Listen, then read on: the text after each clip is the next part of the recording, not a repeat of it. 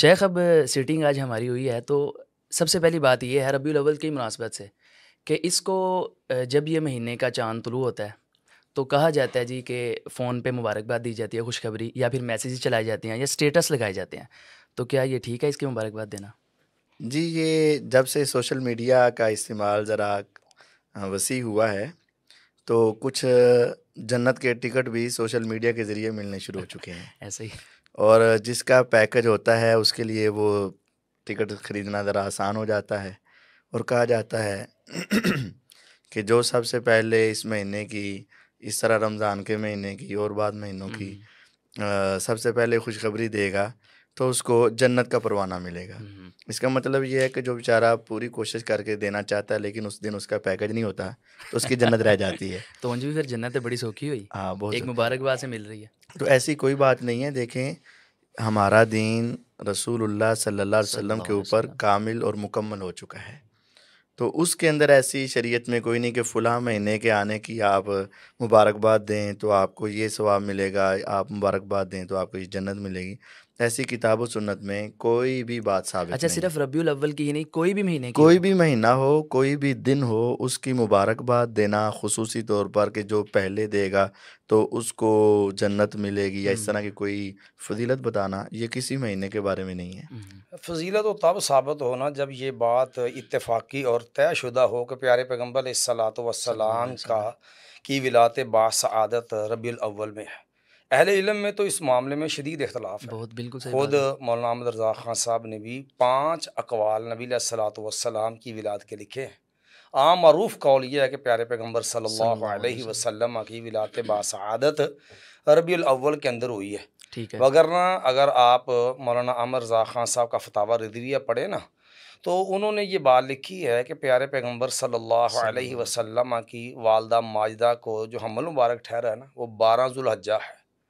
اب اگر مولانا احمد رضا خان صاحب کی اس بات کو سامنے رکھیں تو پھر کسی طرح بھی پیارے پیغمبر صلی اللہ علیہ وسلم کی ولادت باسعادت ربیع الاول میں ممکن ہی نہیں ہے، کیونکہ پیارے پیغمبر علیہ السلام 9 ماہ جو ہے وہ حمل مکمل کے بعد پیدا ہوئے ہیں. صحیح بات ہے.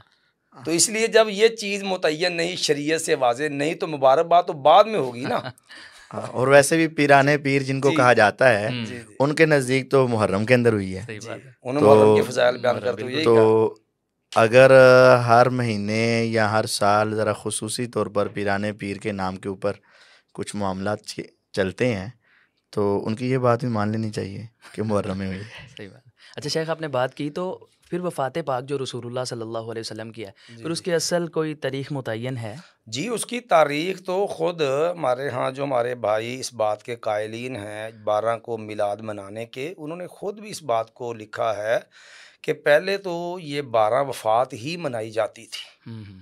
یہ تو پھر ان کے ایک بزرگ تھے راول پنڈی کے، جنہوں نے یہ کاوش کر کے حکومتی سطح پہ 12 وفات کو 12 میلاد جو ہے وہ طے کروایا ہے. اچھا جی، یہ مولانا عبدالحکیم شرف سر قادری صاحب کی کتاب ہے تذکرہ اکابر اہل سنت.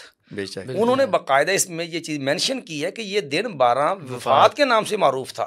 یہ اپنے جو ہے ایک بزرگ جو ہے ان کا تذکرہ کرتے ہوئے کہتے ہیں کہ ان کی کاوش کا نتیجہ ہے کہ یہ 12 وفات 12 میلاد بنائی گئی ہے. اس میں ہاں، وگرنہ خود مولانا رضا خان صاحب نے لکھا ہے فتاویٰ رضویہ کے اندر کہ یہ جو اختلاف ہے کہ وفات کب ہوئی ہے، اگر مدینے کے اعتبار سے دیکھا جائے تو پیارے پیغمبر صلی اللہ علیہ وسلم کی وفات جو ہے وہ 12 بنتی ہے.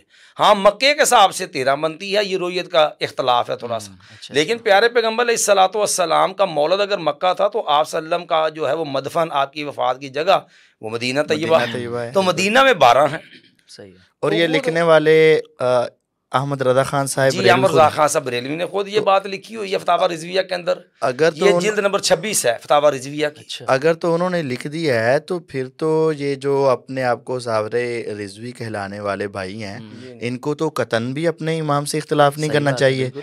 جہاں باقی باتیں مانتے ہیں یہ بھی مانے. اور ویسے بھی کیونکہ یہ میں نے سنا ہوا ہے، شاید آپ سے ہی بتائیں گے، کہ لکھا ہوا ہے کہ امام صاحب سے تو ایک نقطہ برابر بھی غلطی نہیں ہوتی تھی. جی، یہ شاید مولانا احمد رضا خان صاحب کی عظمت میں یہ بات محدث کھچوچوی جو ان کے ایک مستند بزرگ ہیں، یہ لقب ہے ان کا باقاعدہ، اسی نام سے معروف ہیں وہ.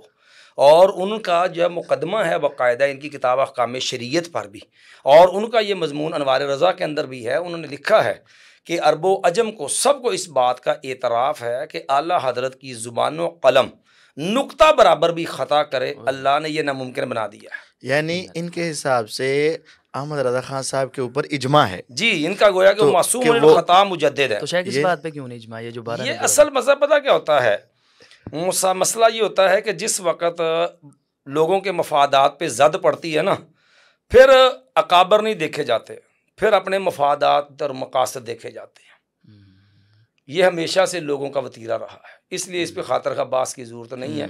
بات یہ ہے کہ وہ ان کے ایک مستند عالم دین ہے، اور اس کے باوجود وہ یہ بات واضح کرتے بھی ہیں، اور ان کی علمی جو ہے زبان و قلم اس کا اعتراف بھی ہے، لیکن جب بات ماننے کی آتی ہے تو آپ دیکھیں نا ڈاکٹر طاہر القادری صاحب جو ان کے ہیں، اور یہ باقاعدہ یہاں پر جن کے یہاں منار پاکستان میں عالمی میلاد کانفرنس کا انعقاد کرتے ہیں، ٹھیک ہے، ہاں، ہر اور سال ان ہوتا کی ہے۔ باقاعدہ کتاب ہے اسی عنوان پر میلاد النبی صلی اللہ علیہ وسلم۔